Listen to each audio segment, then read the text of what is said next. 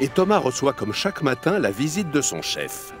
Thomas, j'ai une super mission pour toi. Un grand compositeur de musique va venir nous voir.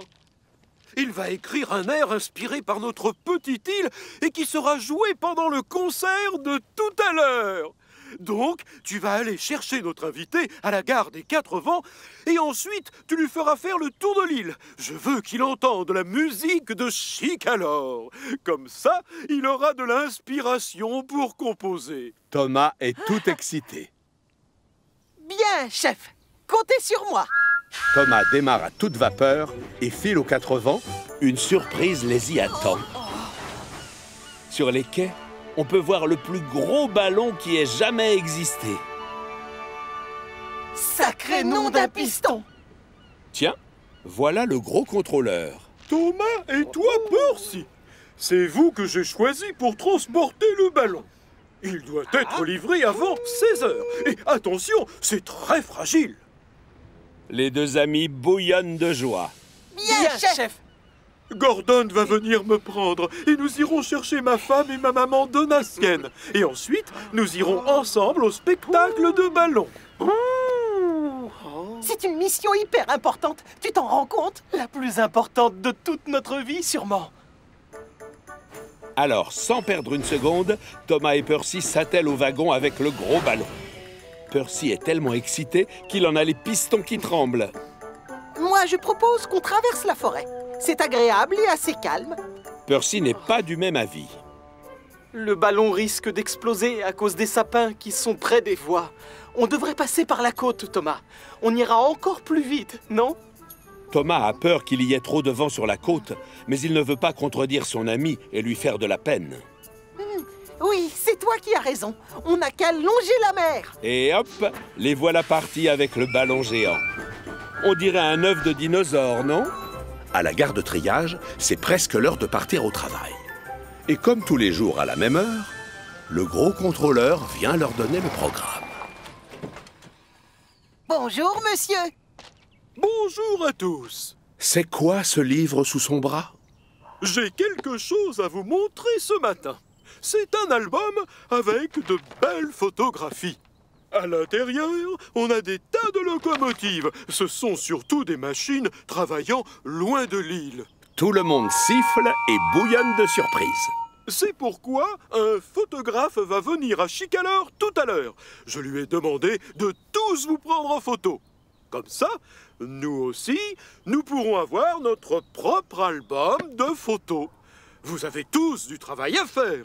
Alors, faites-le bien et soyez-en fiers. Et on ne traîne pas. Le photographe doit repartir vers 16 heures. Les locomotives bouillonnent d'excitation. J'espère que le photographe me prendra en photo pendant que je distribue le courrier. Moi, il me prendra comme modèle parce que je suis la machine la plus rouge de tout Chicalor. Et moi, il me photographiera parce que le numéro 1 est peint sur ma carrosserie. Non, Thomas, moi, il me prendra en photo plus que toi parce que je suis le grand Gordon. Je suis le plus rapide, le meilleur en tout et en plus, je tire l'express. Toujours aussi modeste, notre Gordon. Thomas est vexé. Gordon ne sera pas plus photographié que moi. Ça, je vais m'en assurer. Mais avant, je vais me dépêcher de faire mes livraisons. On m'attend à la ferme des trotteurs. Et hop, le voilà qui démarre.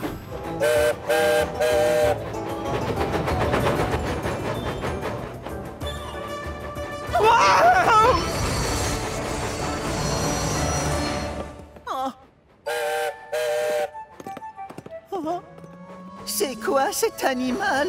Je l'ai mal vu. Il est resté 5 secondes devant moi. Tu ignores, c'est un cerf! Oui, c'est exact. Et un jeune en plus. Il est petit. Peu importe ce que c'est, il n'a rien à faire dans cette carrière. J'ai eu un de ces chocs. Quoi? T'as eu peur? C'est juste un petit animal? Oui, mais il a surgi de nulle part. On arrête de papoter. Il va bientôt faire nuit. Encore un chargement et on a terminé. Oh... Ne t'en fais pas, Luc. On aura un programme bien chargé demain. Il va falloir aller livrer tout ce gravier au château des elfes. Alors, on a tous intérêt à se reposer. Barnabé a raison. Les petites locomotives de Bellevue suivent son conseil sans broncher et vont s'installer pour la nuit. L'ennui, c'est que Luc est bien trop excité pour aller dormir.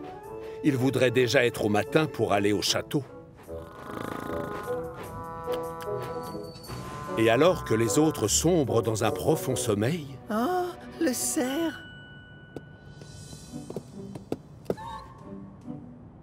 Hé, non, reviens. Je ne te veux pas de mal. Salut, petit animal.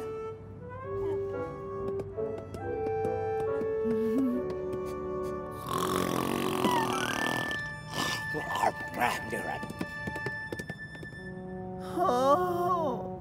Luc est triste de voir le jeune cerf partir, mais ce qui le console, c'est qu'il l'a vu de très près, même s'il doute de le revoir un jour. C'est pourquoi, le lendemain, il est surpris de découvrir son nouveau copain endormi dans sa cabine. Tiens, bonjour, petit cerf. Bonjour, Luc. Chut! Fais moins de bruit. Tu vas faire peur à mon jeune copain. Tu dérailles, Luc. La carrière n'est pas un endroit adapté pour les animaux. N'importe quoi. Quand je lui aurai présenté tout le monde et qu'il aura vu à quel point c'est génial d'habiter ici, je te parie qu'il s'y plaira autant que moi. Peut-être. Mais ça m'étonnerait que le chef soit du même avis que toi.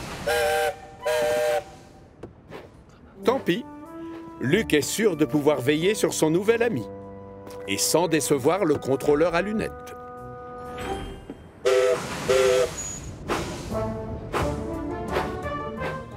Percy sourit.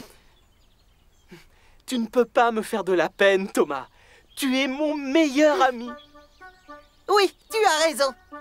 Si on retournait à Brendam pour prendre un autre ballon? Pas tout de suite. Avant, on va demander à nos conducteurs de ramasser les chapeaux des hâtes.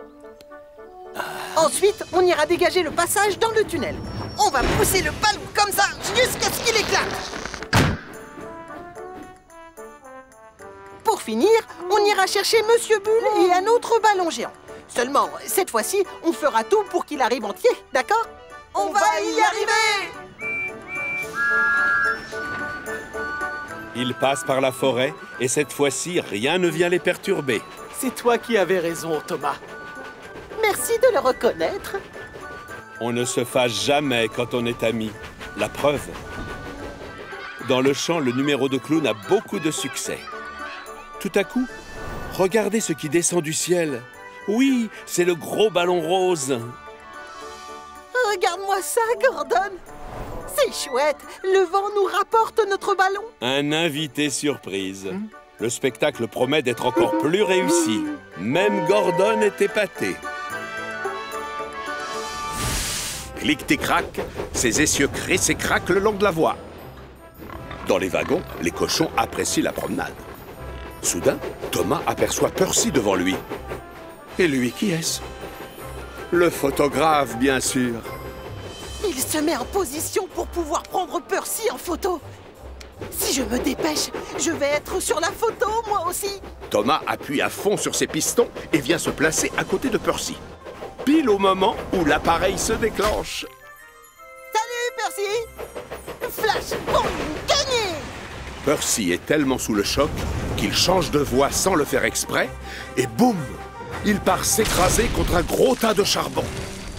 Ça me coupe mon sifflet. Thomas ne s'est aperçu de rien, évidemment.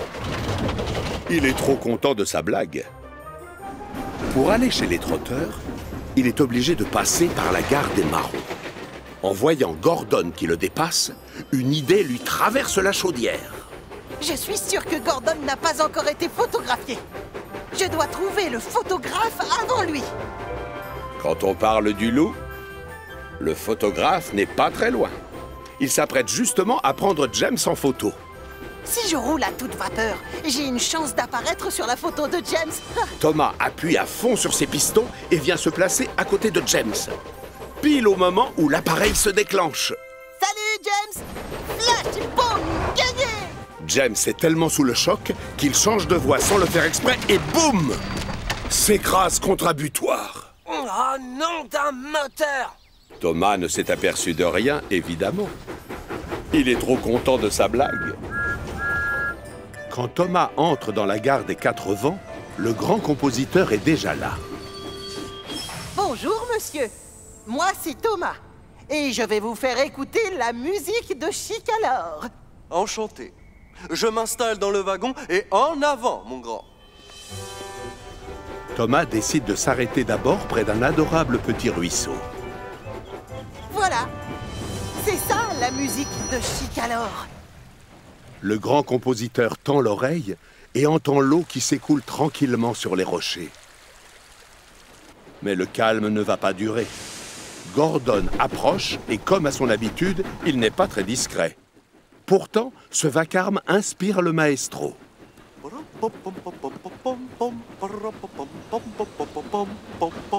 Salut, Thomas. Tout va bien? Non, justement, ça ne va pas du tout. Mais qu'est-ce que tu fais là, toi? Tu devrais être sur l'autre voie. Oui, seulement c'est plus mignon par là. Mais à cause de toi, le compositeur n'entend pas la musique de Chicalor. Thomas redémarre un peu trop brusquement. Oh, oh, oh, pousseur! Il cherche un endroit plus au calme et pense alors au bois chuchoteur. Là, voilà une autre musique de Chicalor. Le grand compositeur tend l'oreille et il entend alors le chant des oiseaux, le bruit du vent dans les feuilles. Malheureusement, encore une fois, le calme ne va pas durer. Mavis approche et elle tient à le faire savoir. Bizarrement, ce vacarme inspire le maestro. Oh, oh, ratatata, ratata, ratatata. Bonjour Thomas, ça va? Non, pas du tout, justement. Qu'est-ce qui t'amène par ici, Mavis? Pourquoi as-tu quitté la carrière? Tu l'as oublié, mais elle est fermée aujourd'hui. Mais à cause de toi, le compositeur n'entend pas la musique de Chicalor. Thomas redémarre brusquement. Non, oh, misère! Oh. Percy retourne dans la forêt, mais cette fois-ci, il a retenu la leçon. Il a de la chance, l'oiseau est revenu se réchauffer les pattes sur les rails. Le temps est venu de changer de méthode. Il s'approche très lentement de l'oiseau et en faisant le moins de bruit possible. Oh, rebonjour, monsieur Oiseau. J'espère que tu ne m'en veux pas d'avoir fait beaucoup de bruit tout à l'heure. Tu sais, je n'ai pas fait exprès de te faire peur. En tout cas, l'oiseau n'a pas l'air effrayé du tout. Il va même se poser sur un tampon de Percy. Tu veux que je t'emmène faire une petite promenade, monsieur Oiseau? Attention à ne pas démarrer trop vite. Un peu plus loin, Percy retrouve les écureuils en train de jouer au même endroit. Rebelote, il freine doucement, puis il s'approche très lentement des écureuils sans faire trop de bruit. Rebonjour, monsieur et madame écureuil. J'espère que vous ne m'en voulez pas si j'ai fait du bruit tout à l'heure. Je n'ai pas fait exprès de vous faire peur. Ah. Les écureuils lui pardonnent. Il grimpe s'installer sur son pare-choc. Allez, en avant! Percy sait ce qu'il faut faire maintenant. Et il fait la plus belle promenade de toute sa vie. Plus loin, devinez qui il trouve près de la voie. Oui, le petit lapin. Il s'approche très lentement. Oh, bonjour, monsieur Lapin. J'espère que tu ne m'en veux pas d'avoir fait beaucoup de bruit tout à l'heure. Le lapin regarde Percy, réfléchit 5 secondes, et puis il saute rejoindre les autres animaux sur son pare-choc. En langage lapin, ça veut dire « je te pardonne ». Accrochez-vous les amis, ça repart! Au final, Percy va passer une merveilleuse journée en compagnie des animaux qu'il a rencontrés près des voies. Thomas se sent terriblement coupable. Je suis désolée, monsieur. C'est uniquement de ma faute si elles se sont envolées. Mais vous aviez composé un air alors? Le vacarme produit par mes amis ne vous a pas dérangé? Moi, j'ai trouvé que ces bruits étaient très mélodieux, au contraire. Donc, le bruit de mes amis, c'est ça la musique de Chicalor? Mais oui, bien sûr. Hélas, maintenant c'est trop tard. Le concert doit commencer dans 15 minutes et je n'ai pas de morceaux à faire jouer aux musiciens. Une idée fuse alors dans la cheminée de Thomas. Mais non, il n'est pas trop tard. James, tu peux m'aider, s'il te plaît? Oui, bien sûr, avec plaisir. Oh. Prochain arrêt, les bois chuchoteurs. Mélis, tu pourrais m'aider, s'il te plaît? Oui, avec grand plaisir, Thomas. Et pour finir, cap sur la gare des 4 vents. Gordon, tu veux m'aider, s'il te plaît? Oui, je te suis. Coucou, Thomas! Et nous aussi, on vient? Oui, d'accord, Émilie. Suivez-moi. En voyant arriver Thomas et ses amis tous ensemble à quelques minutes du début du concert, le gros contrôleur s'inquiète un peu. Thomas? Mais enfin, pourquoi tu es venu avec toutes ces machines? Je vais vous expliquer. D'abord, excusez-moi d'arriver en retard. Seulement, croyez-moi, ça valait la peine d'attendre.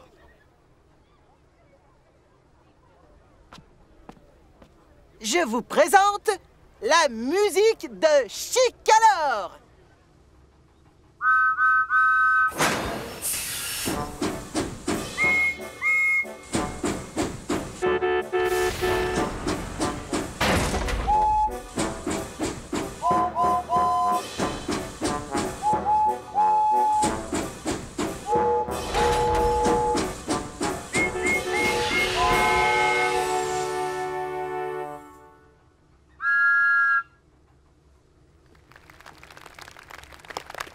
Bravo! Cet air est vraiment magique! Merci à vous! Mais voyons, de rien. Je n'y serais jamais arrivé sans l'aide de Thomas. Et moi, je tiens surtout à remercier mes 5 amis bruyants.